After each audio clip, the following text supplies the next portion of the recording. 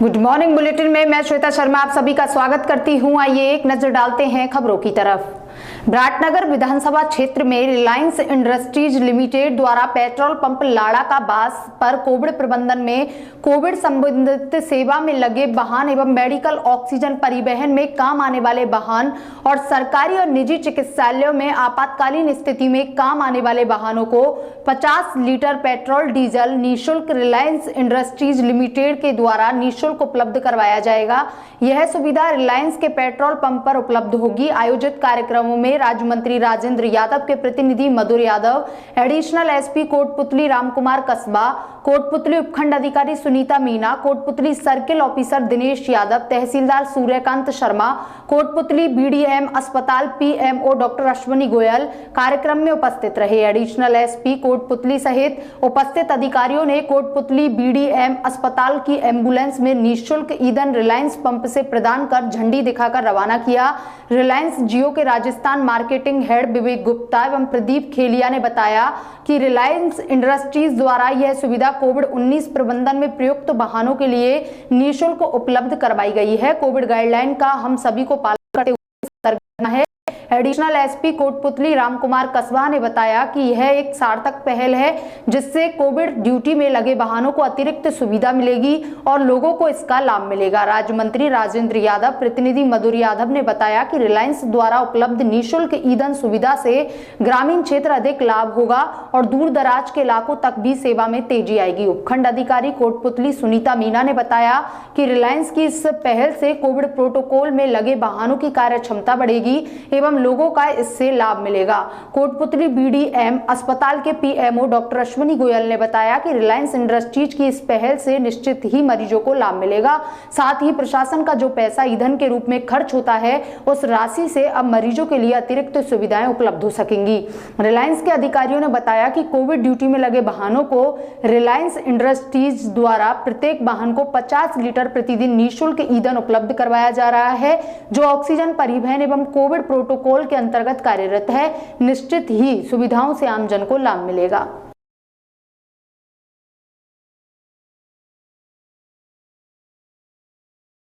ये ऑक्सीजन के अलावा फ्री फ्यूल के लिए भी हमने ये जो पहल की है, इसके तहत जितने भी पेट्रोल पंप्स हैं रिलायंस के, उनमें जो व्हीकल जो वाहन कोविड ड्यूटी में लगे हैं, जो कि कोविड पेशेंट्स को क्वारंटाइन करने या हॉस्पिटलाइजेशन के लिए लगे हैं या फिर ऑक्सीजन लेकर वो जा रहे हैं, उनके लिए हम जो है 50 लीटर फ्री फ्यूल दे रहे हैं, चाहे वो डीजल हो या पेट्रोल हो। उसमें सीएमओ साहब या डिस्ट्रिक्ट एडमिनिस्ट्रेशन की तरफ से हमारे पास ऑथराइजेशन लेटर होगा, आना चाहिए और उसके बेसिस पर हम उन व्हीकल्स को फ्री फ्यूल देंगे। तो ये हमारी तरफ से और ये एक काम पूरे भारत में रिलायंस की तरफ से किया जा रहा है। Thank you. आज जो रिलायंस की तरफ से जो शुरुआत की गई है, ये जो अभी देश में हमारी महामारी फैल रही है, कोरोना महामारी, उसके अंतर्गत जो कोरोना पॉजिटिव आ जाते हैं उनके परिजनों के लिए और उनके खुद के बहुत अच्छी योजना है। इसके अंतर्गत 50 लीटर पेट्रोल और डीजल उनके गाड़ी को मिलेगा, जिससे कि आर्थिक रूप से वो लोग थोड़ा सा समर्थ बनेंगे, उनको बोझ नहीं। रिलायंस की तरफ से बड़ा एक नेक काम शुरू किया गया है, जिसके तहत जितनी कोविड में लगे वाहन हैं उनको एक दिन में 50 लीटर ऑयल जो है तेल फ्री में उपलब्ध करवाया जाएगा। इसी के तहत आज एक एम्बुलेंस में तेल भरवा के रवाना किया है और सभी जगह से ये योजना। कस्बा अलावड़ा में विगत एक पखवाड़े के दरमियान रोजाना कोरोना पॉजिटिव मरीज मिलने से जिला कलेक्टर नन्नूलाल पहाड़िया ने कस्बा अलावड़ा को 17/5/2021 को आदेश जारी कर जीरो मोबिलिटी घोषित कर दिया, जिसके अंतर्गत किसी को भी बेवजह घरों से बाहर निकलने की अनुमति नहीं है। जिला कलेक्टर के आदेशों की पालना सुनिश्चित कराने को एसडीएम कैलाश शर्मा और एएसआई बंसीलाल ने पुलिस जाब्ते के साथ अलावड़ा कस्बे का दौरा किया। इस दौरान बेवजह घूमने वाले वाहन चालकों में डंडे बरसाए और चालान काटे और वाहन को सीज भी किया।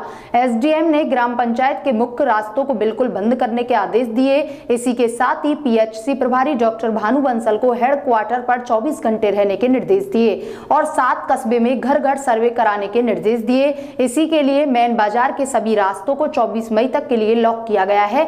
एसडीएम कैलाश शर्मा ने आईएलआर नारायण सैनी को निर्देश दिए हैं कि कस्बे में केवल मेडिकल और दूध की सप्लाई रहेगी। इसके अलावा सब्जी ठेली वालों को ठेले पर सब्जी बेचने के लिए संख्या अनुसार बांट दें, अन्यथा कस्बे को मोहल्ले में बांटकर सब्जी बेचने के लिए सुबह 7 बजे से 11 बजे तक के लिए पाबंद करें।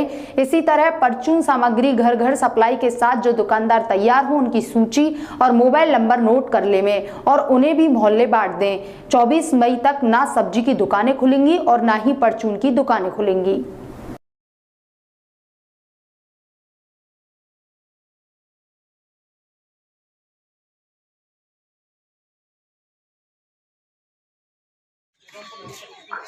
दिनांक 17 तारीख से और 24 मई तक अलावड़ा को जीरो मोबिलिटी क्षेत्र घोषित किया जा सका है, क्योंकि अत्यधिक संक्रमण पाया गया है।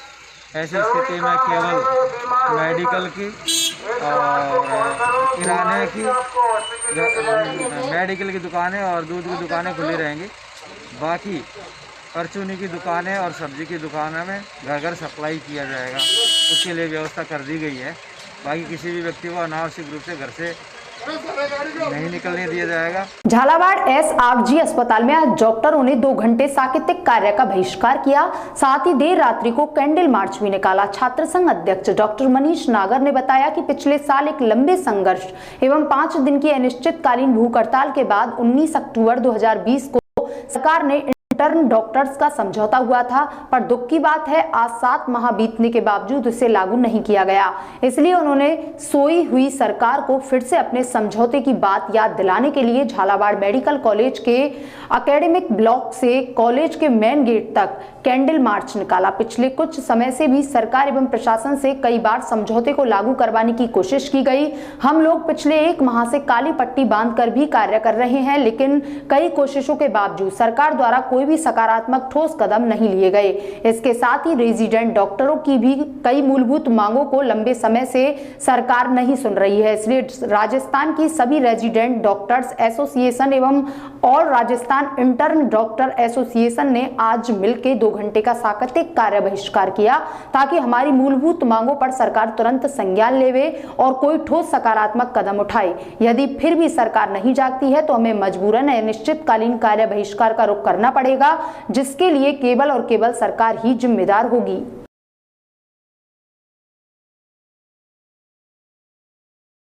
अग्रवाल समाज की ओर से संचालित अमरापुरी शमशान घाट पर शीघ्र ही गैस संचालित ऑटोमेटिक शवदाह भट्टी स्थापित होगी। पालिका अध्यक्ष मगनदान चारण की ओर से लगातार प्रयास किए जा रहे थे। पालिका अध्यक्ष के भागीरथी प्रयास अब रंग लाए हैं। क्षेत्रीय विधायक जगसीराम कोली ने इसके लिए विधायक मद से 35 लाख की राशि आवंटित की है। तत्काल जिला परिषद के मुख्य कार्यकारी अधिकारी को अनुशंसा पत्र जारी कर दिया, साथ ही राशि आवंटित करने के निर्देश दिए। शमशान में गैस संचालित ऑटोमेटिक शवदाह भट्टी स्थापित होने से अंतिम संस्कार में लकड़ी की निर्भरता से मुक्ति मिलेगी। शहर में लंबे समय से शवदाह के लिए ऑटोमेटिक मशीन लगाने की आवश्यकता थी, जिससे लकड़ियों और निर्भरता कम की जा सके, साथ ही पर्यावरण व वातावरण को दूषित होने से बचाया जा सके। गत 2-3 माह में कोरोना महामारी के चलते अचानक अंतिम संस्कारों की बढ़ती संख्या से उनके अंतिम संस्कार में बड़ी परेशानी आ रही थी, जिससे पालिका अध्यक्ष मगनदान चारण चिंतित थे। वह इस स्थान पर LPG गैस चलाने वाले ऑटोमेटिक शवदाह सिस्टम को लगाने के लिए प्रयासरत रहे। इसके लिए उन्होंने पहले अग्रवाल समाज के अध्यक्ष नरेश अग्रवाल से बात कर सहमति प्राप्त की। LPG गैस से संचालित शवदाह ऑटोमेटिक सिस्टम को लगाने की लागत 35 लाख थी, जिसके लिए पालिका अध्यक्ष चारण ने लगातार क्षेत्रीय विधायक जगसीराम कोली से संपर्क किया। पालिका अध्यक्ष चारण के प्रयास अब व्यापक जनहित के कार्य के चलते क्षेत्रीय विधायक कोली ने तत्काल विधायक मद से 35 लाख रुपए की स्वीकृति जारी की। विधायक ने जिला परिषद के मुख्य कार्यकारी अधिकारी को पत्र लिखकर उक्त कार्य के लिए विधायक मद के आवंटन के निर्देश दिए हैं।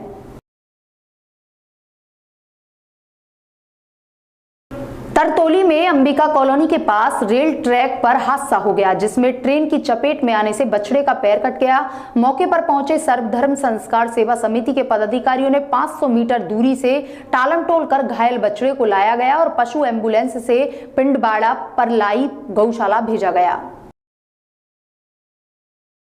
नावा सिटी उपखंड क्षेत्र के शामगढ़ में आशा संयोगिनी सुप्यार देवी पत्नी फूलाराम गुर्जर का कोविड प्रोटोकॉल के तहत अंतिम संस्कार किया गया। मौके पर शामगढ़ सरपंच आनंदीलाल बाजिया, पटवारी नरेंद्र कुमार मीना, ग्राम विकास अधिकारी गोविंद राम, पीईओ हेमाराम चौधरी, मारोट सीएचसी चिकित्सा राजेंद्र कुमार व 2 पुलिस कांस्टेबल अंतिम संस्कार के दौरान मौजूद रहे। जानकारी के अनुसार जवानपुरा की आंगनबाड़ी में आशा संयोगिनी के रूप में सुप्यार देवी गुर्जर अपनी सेवाएं दे रही थी। रविवार को भी सुप्यार देवी डोर टू डोर सर्वे कर रही थी। अचानक ऑक्सीजन की कमी के चलते उपचार के लिए मारोट लाया गया।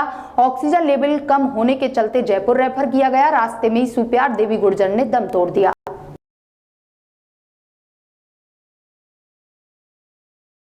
टोकदूनी, जहां इस बार भीषण गर्मी के दौर में व्यक्ति सार्वजनिक प्याऊ लगाकर धर्म कमाते हैं, वहीं किसी ने सार्वजनिक प्याऊ व खेली का रास्ता ही बंद कर दिया।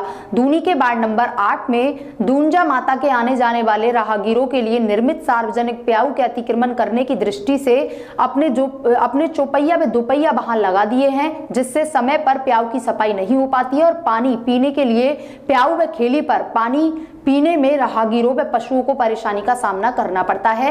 इस कारण मोहल्ले वालों और वार्ड पार्षद झमरी देवी को सार्वजनिक प्याऊ खेली की सफाई व रास्ता खुलवाने के लिए ग्राम पंचायत में सभी की सहमति से ज्ञापन दिया गया।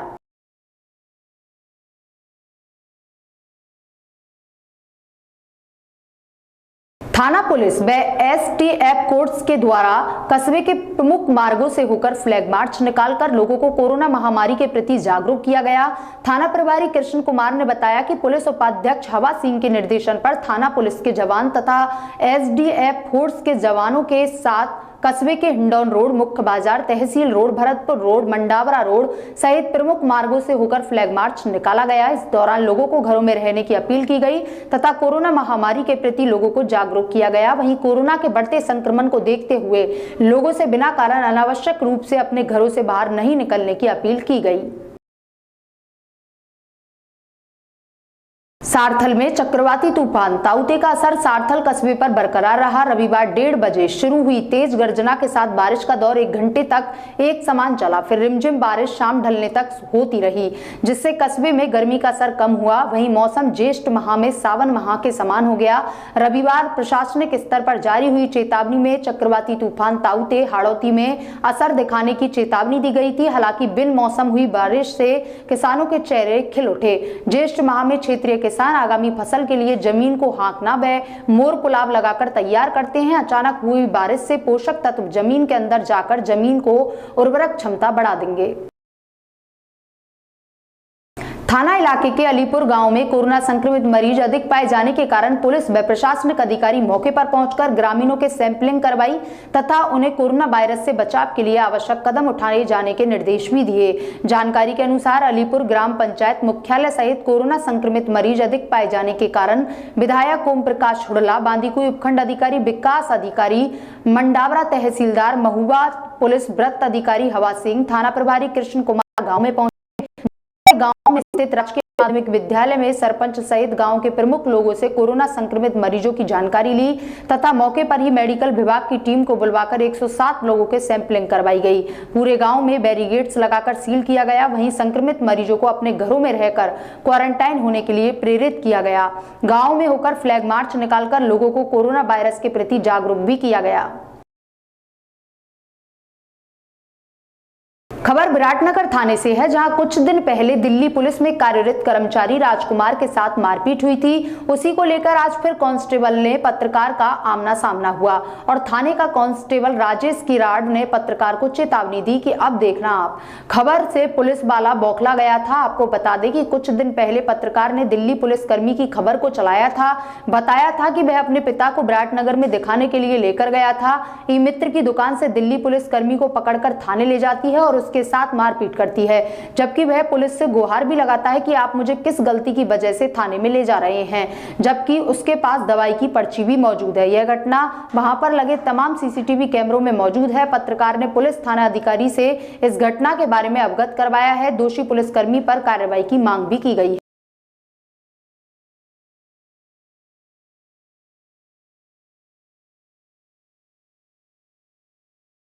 झालावाड़ जिले भर में पुलिस अधीक्षक किरण किंग सिंधु के निर्देश पर मादक पदार्थ तस्करों के खिलाफ अभियान चलाया जा रहा है। इसी के तहत गंगधार थानाधिकारी संजय मीना के नेतृत्व में पुलिस टीम ने भवानी मंडी क्षेत्र के पिपलिया जुल्मी तिराहे के समीप नाकेबंदी की। उसी दौरान एक संदिग्ध ट्रक को रोककर तलाशी ली गई, जिसमें चने के छिलकों के कट्टों के बीच छुपा कर रखा 100 किलो मादक पदार्थ डोटा चूरा बरामद हुआ, जिसे पुलिस ने जब्त कर ट्रक चालक व खलासी आरोपी तस्कर मेप सिंह व यादवेंद्र सिंह निवासी लुधियाना को एनटीपीएस एक्ट के तहत गिरफ्तार कर लिया। पुलिस टीम अब दोनों तस्करों से क्षेत्र में जुड़े नेटवर्क के बारे में जानकारी खंगाल रही है कि यह मादक पदार्थ कहां से खरीद कर लाए थे और कहां ले जा रहे थे। झालावाड़ जिले के गंगधार एसडीएम ने ग्राम पंचायत भवन परिसर में आंगनबाड़ी कार्यकर्ता, आशा सहयोगिनी व ग्राम पंचायत की कोर कमेटी की बैठक लेकर डोर टू डोर सर्वे कार्य की समीक्षा कर आवश्यक निर्देश दिए। बैठक में एसडीएम जनक सिंह ने कहा कि राज्य सरकार के निर्देश अनुसार गांव-गांव सर्वे कराया जा रहा है ताकि सर्दी, खांसी, बुखार व कोरोना लक्षणों के मरीज मिलने पर उन्हें तुरंत दवाइयां दी जा सके। बैठक में एसडीएम ने सभी कार्यकर्ताओं को निर्देश दिए कि सर्वे कार्य के दौरान घर के सभी सदस्यों को बुलाकर उनकी जांच करें और सर्वे के दौरान ऑक्सीमीटर, थर्मल गन साथ रखें और गंभीर रोगी मिलने पर उसे कोविड सेंटर भिजवाएं। साथ ही वैक्सीन लगवाने के लिए लोगों को प्रेरित करें। बिना अनुमति के कोई विवाह समारोह आयोजित हो तो उसकी सूचना कंट्रोल रूम पर दी जाए। रोल थाना इलाके का यह मामला बताया जा रहा है। रोल थाने के कांस्टेबल से मारपीट का वीडियो वायरल हो रहा है। यह विवाद हफ्ता वसूली को लेकर हुआ। घायल कांस्टेबल का नागौर के पंडित जवाहरलाल नेहरू राजकीय चिकित्सालय में इलाज चल रहा है। वीडियो के दौरान हफ्ता वसूली को लेकर हुआ था यह मामला। सूत्रों से मिली जानकारी के अनुसार यह वीडियो रोल थाने के कांस्टेबल का बताया जा रहा है, लेकिन स्वदेशी न्यूज राजस्थान इस ऑडियो व इस वीडियो की पुष्टि नहीं करता है।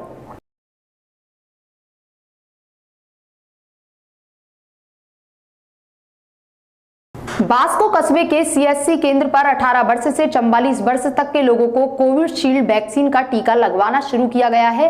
इस दौरान चिकित्सा प्रभारी कमलेश कुमार सैनी ने बताया कि इस समय 18 वर्ष से 44 वर्ष तक के लोगों के कोविशील्ड वैक्सीन का टीका लगाया जा रहा है। इस दौरान आधार कार्ड, मोबाइल नंबर रजिस्ट्रेशन करवाना अनिवार्य है।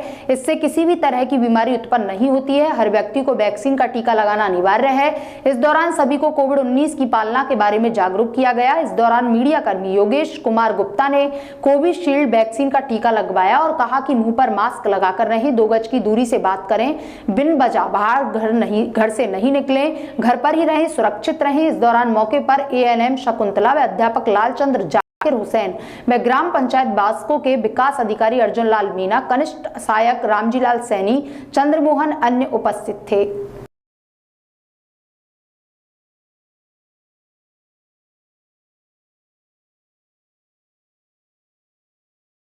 विराटनगर विधानसभा क्षेत्र के ग्राम सूरजपुरा में 11,000 केवी लाइन का तार टूटकर गिरने से करंट से 3 भैंस की मौके पर ही मौत हो गई।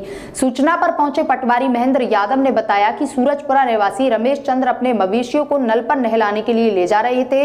इस दौरान अचानक बिजली का तार टूट गया और मवेशियों पर गिर गया, जिससे मौके पर ही उनकी मौत हो गई।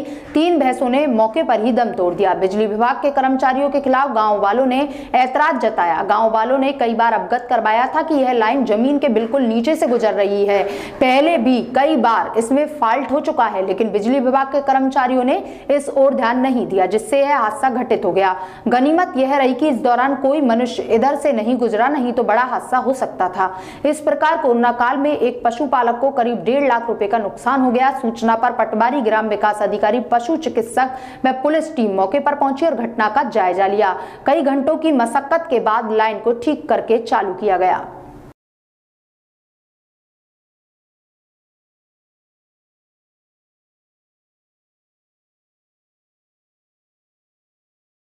मैं खट्टी को डीपी के साथ में मेरी 3 भैंस सर के आ रही थी। वहाँ तालू थे, ज़मीन से 3 फुट ऊंचाई थी। 3 भैंसों की मौत हो गई। वहाँ पुलिस भी आ गई, मौके पे डॉक्टर भी आ गया और रिपोर्ट करके ले गया। और बिजली विभाग वाला अभी तक नहीं आया सर। उसको कंप्लीट भी खूब की है, गाँव वालों ने की है, हमने भी बोला था, मिला था, जो उसके कारण मेरी भैंसों की 3 की मौत हो गई। तारों के बारे में जानकारी बताई थी कभी? तारों के बारे में जानकारी बताए थे, गाँव वाले बताए थे, हम भी बताए, 2-3 दफे वो मिला तब।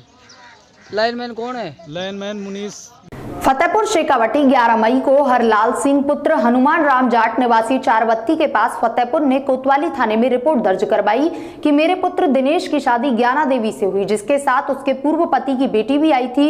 जाना देवी ने मेरे बेटे को शुरू से प्रताड़ित किया तथा कहा कि परिजनों को रुपए देते रहो, अन्यथा मैं अपनी पुत्री से बलात्कार का झूठा मुकदमा दर्ज करा दूंगी और तेरे को बदनाम कर दूंगी, थाने में बंद करा दूंगी। जाना देवी सरदार शहर थाने में अपने जीजा किशनलाल के साथ जाकर झूठा बलात्कार का मुकदमा सरदार शहर में दर्ज करा दिया तथा कई बार फोन से धमकी भी दी, जिस पर मेरा बेटा दिनेश ने घबराकर प्रताड़ित होकर पुरानी गौशाला में फांसी लगा ली, जिस पर ज्ञाना देवी, कृष्णा कुमार, सुशीला देवी लाल के खिलाफ आत्महत्या के लिए उकसाने का मामला दर्ज करवाया गया है। मामले की गंभीरता को देखते हुए पुलिस अधीक्षक कुंवर राष्ट्रदीप के आदेश पर अतिरिक्त पुलिस अधीक्षक सीकर देवेंद्र कुमार शर्मा, डीवाईएसपी फतेहपुर राजेश कुमार विद्यार्थी ने इसका जिम्मा शहर कोतवाल उदय सिंह यादव को सौंपा, जिस पर शहर कोतवाल ने टीम गठित करके इस मामले की तह तक जाने की कोशिश की और पाया कि दिनांक 16 अप्रैल को मृतक के सरदार शहर निवासी साड़ू कृष्ण कुमार के पुत्र की शादी में महिला संगीत के दौरान जाना देवी ने अपने जीजा की गोद में फोटो खिंचा लिया था, जिससे मृतक व मृतका की पत्नी ज्ञाना देवी में विवाद हो रहा था।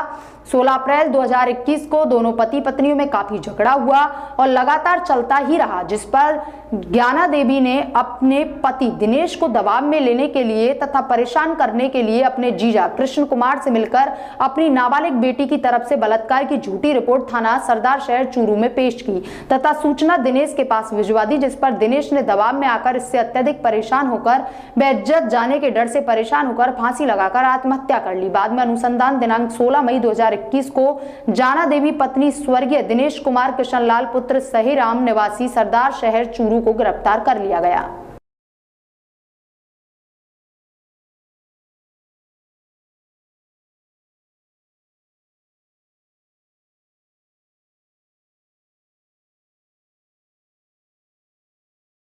कोरोना संक्रमण से बचाव के लिए स्थानीय पार्षद ओम पाराशर, साई राम एवं समाज सेवी संस्था सुमंगल सेवा संस्थान की पहल पर वार्ड संख्या 62 में कार्यरत सभी सफाई कर्मियों के स्वास्थ्य की जांच एवं परामर्श शिविर का आयोजन आर.के. कॉलोनी छोटी पुलिया पर स्थित महर्षि दधीची सर्किल पर किया गया।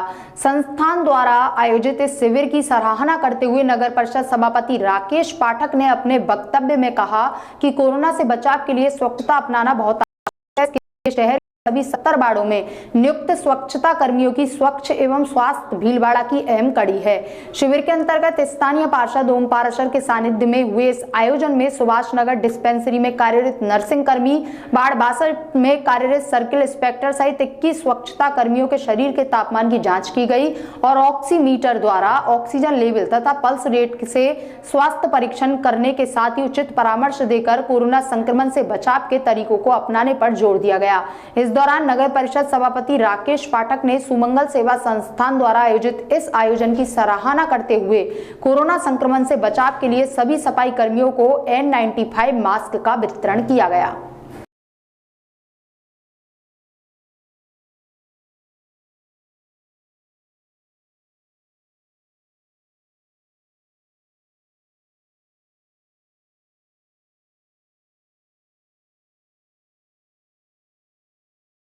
जिला कलेक्टर हिमांशु गुप्ता ने ताउते चक्रवाती तूफान को देखते हुए आमजन से 18, 19 एवं 20 तारीख को यथासंभव अपने घरों में ही रहने की अपील की है। जिला कलेक्टर ने अपने संदेश में कहा कि मौसम विभाग द्वारा यह अनुमानित किया गया है कि ताउते चक्रवाती तूफान का भरतपुर जिले में 18, 19 और 20 तारीख को प्रभाव रहेगा, जिससे जिले में आंधी तूफान एवं तेज बरसात की संभावना है। इसे देखते हुए आमजन से 18 से 20 तारीख तक अपने घरों में ही रहें। इससे न केवल हम चक्रवाती तूफान से अपनी सुरक्षा कर पाएंगे बल्कि कोरोना संक्रमण की चेन को तोड़ने में भी इससे सहायता मिलेगी। अतः समस्त जिलेवासी 18, 19 एवं 20 तारीख को ताउते चक्रवाती तूफान के मद्देनजर यथासंभव अपने घरों से बाहर ना निकलें।